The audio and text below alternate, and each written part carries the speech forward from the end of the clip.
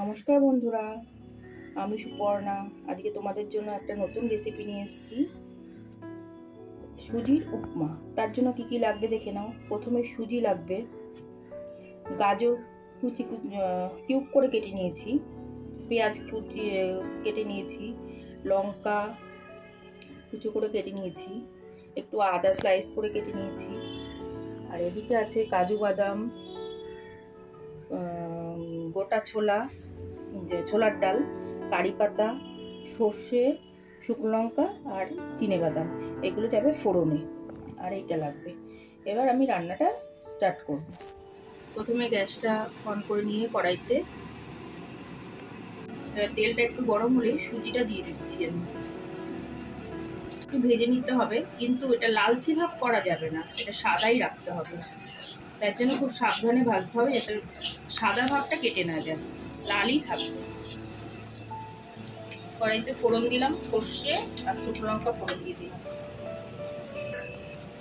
15-16টা কারি পাতা দিয়ে দিলাম, সঙ্গে দিয়ে দিলাম ছোলার ডাল, কয়েকটা কাজু বাদাম আর চিনে বাদাম ফোড়নে দিয়ে দিলাম।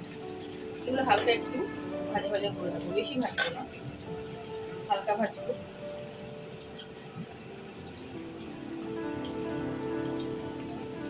এবার দিয়ে দিলাম পেঁয়াজ কুচি, সঙ্গে গাজর,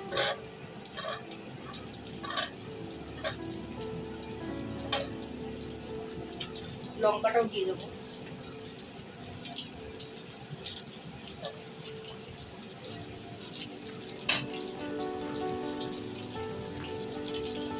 এবারে একটু ফ্রাই করে নেবো,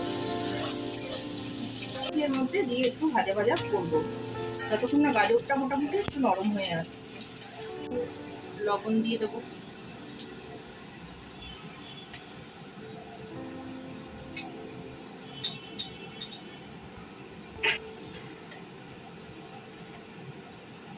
সামান্য 1 চিমটি হলুদ।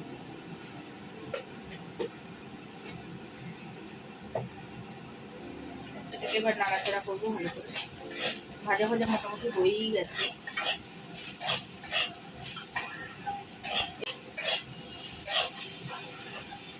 ভাজা ভাজা হয়েই গেছে। এই পর্যায়ে এবার সুজিটা আমি দিয়ে দেবো। আর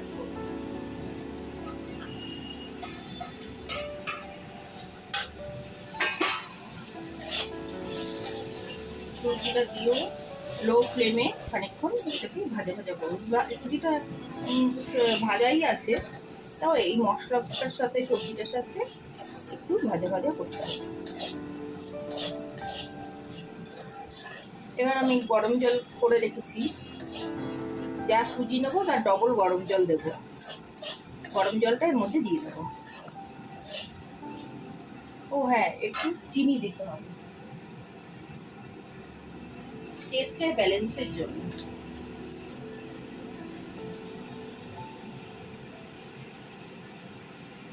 অল্প করে একটু কয়েকখানা চিনি।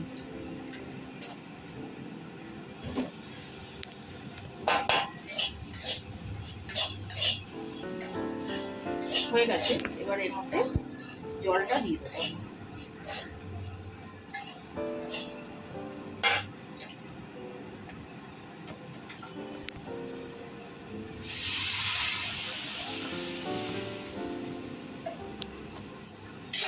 ব্যাস, এটাকে এবার ঢাকনা চাপা দিয়ে দেবো। এটা ঝরঝর পুরো জলটা শুকিয়ে ঝরঝরে হয়ে যাবে, তারপরে ফেরত আসছি।